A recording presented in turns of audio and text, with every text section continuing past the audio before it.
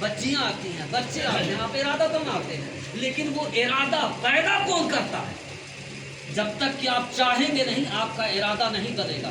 بعض ایسے بھی لوگ ہیں، اسی گاؤں میں نظر آتے ہیں، ہر خطے میں نظر آتے ہیں کہ وہ قریب میں رہتے ہیں مگر نہیں آ پاتے ہیں، اس لیے کہ انہوں نے ارادہ نہیں بنایا۔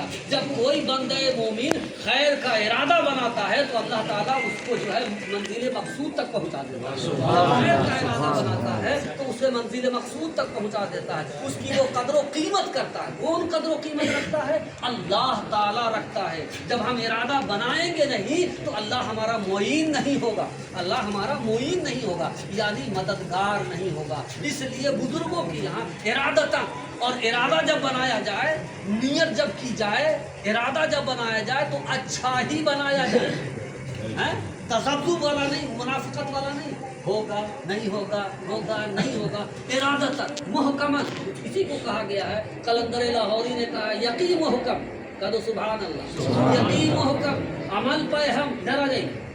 آپ معمر ہیں، اللہم صلی اللہ سیدنا مولانا محمد وعلی آل سیدنا مولانا محمد مبارک وسلم صلی اللہ علیہ وسلم علیہ رسول اللہ۔ یقین محکم عمل پہ ہم محبت فاتح عالم، یقین محکم عمل پہ ہم محبت فاتح عالم، اور جہاد زندگانی میں یہ ہے مردوں کی شمشیر، جہاد زندگانی میں ہے یہ مردوں کی شمشیریں۔ تو ہمیں جو ارادہ بنایا ہے تو اس ارادے میں نقص نہیں ہونا چاہیے، عیب نہیں ہونا چاہیے، ریب نہیں ہونا چاہیے، شک نہیں ہونا چاہیے، شبہ نہیں ہونا چاہیے، تذبذب نہیں ہونا، ہم منافق رہیں گے، اور جب منافق رہیں گے تو اس کی دعا قبول نہیں ہوتی ہے، بلکہ یوں کہیے کہ خالصتاً لوجہ اللہ جو آیا، جو خالصتاً لوجہ اللہ آیا ہے، اس کی دعا بھی مقدر ہو جاتی ہے، نہیں بیٹھا ہوا، اس کی دعا بھی مقدر ہو جاتی ہے، اس کی دعا بھی رد ہو جاتی ہے۔ اس لیے جب ہم بزرگوں کے یہاں آئیں تو اس کو سنبھال کر آئیں، اس کو سنبھال کر آویں اور خالصتاً لوجہ اللہ آویں گے، پھر دیکھیے کیسے نور پیدا ہوتا ہے، کیسے قرآن پیدا ہوتی ہے، کیسی رحمت برستی ہے، کیسی اللہ کی شفقت برستی ہے۔ اور پھر دو طریقے سے آپ یہاں لیتے ہیں، گھر میں ذکر کریں گے، ایک طریقے سے آپ لیں گے، ایک طریقے سے فیض ملے گا، آپ سمجھ گئے کہ آپ کے ذکر کا فیض ملے گا، ٹھیک ہے؟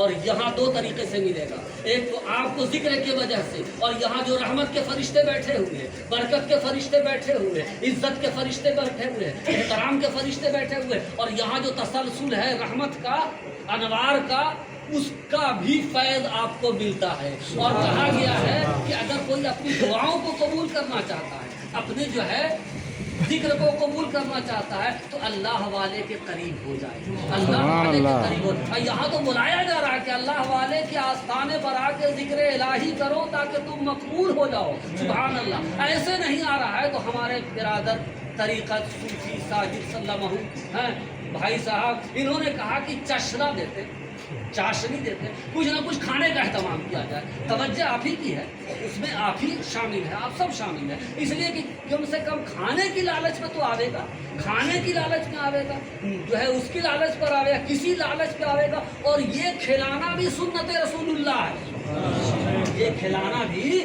سنت رسول اللہ ہے۔ بزرگوں کا یہی سب سے بڑا وظیفہ رہا ہے کہ بزرگوں نے اپنی زندگی میں بھی لوگوں کو نوازا ہے، اور بعد وصال کے بعد عالم برزخ بہت زیادہ نوازا ہے۔ اللہ تبارک و تعالیٰ نے آپ لوگوں کو بہت خوش قسمت بتایا۔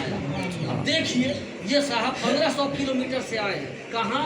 اسلام الدین خان صاحب، یہ رمضان صاحب آئے ہیں، یہ کہاں سے آئے ہیں؟ اڑیسہ سے آئے ہیں، 1500 کلومیٹر۔ دادا حضور کے آستانے پر جائیں گے، کیا نیت لے کر چلے ہیں، کیا ارادہ لے کر چلے ہیں؟ منزل ان کی جو ہے آسان ہوتی چلی گئی، یہاں تک پہنچے گی۔ بندہ فقیر خود آتا ہے، ہر مہینے یہ آتے ہیں۔ ذرا غور کرنے کی ضرورت ہے، ایک نصیحت دینا چاہتا ہوں کہ سلطان پور سے یہ آتے ہیں اور یہاں ملتان پور میں بیٹھ کے، یہاں ملتان پور میں بیٹھ کے لوگ تماشا دیکھتے ہیں۔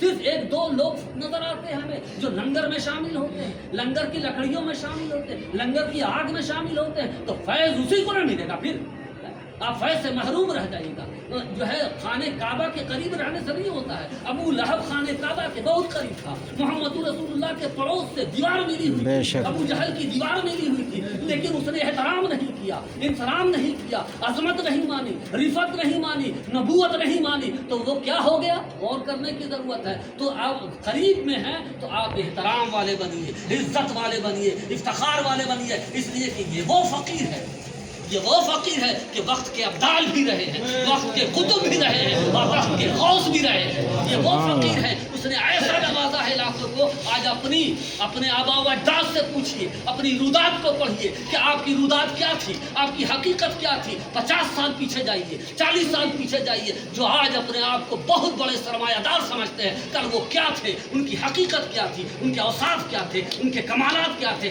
آج دھوم مچی ہوئی ہے، پوری ہاڑوتی میں دھوم مچی ہوئی ہے کہ نوتاڑے کے لوگ جدھر چلے جاتے ہیں کامیاب ہو جاتے ہیں، بازڑا کے لوگ جدھر چلے جاتے ہیں کامیاب ہو. یہ کس کا فیض ہے؟ یہ فیض روحانی ہے محمود علی شاہ علیہ رحمۃ سبحان اللہ. اللہ، بے شک. اللہ تبارک و تعالیٰ آپ کے اوپر اس سائے کو، اس عظمت کو، اس رفت کو ہمیشہ جاری رکھے اور آپ کے قلبوں میں حب اولیاء پیدا فرمائے.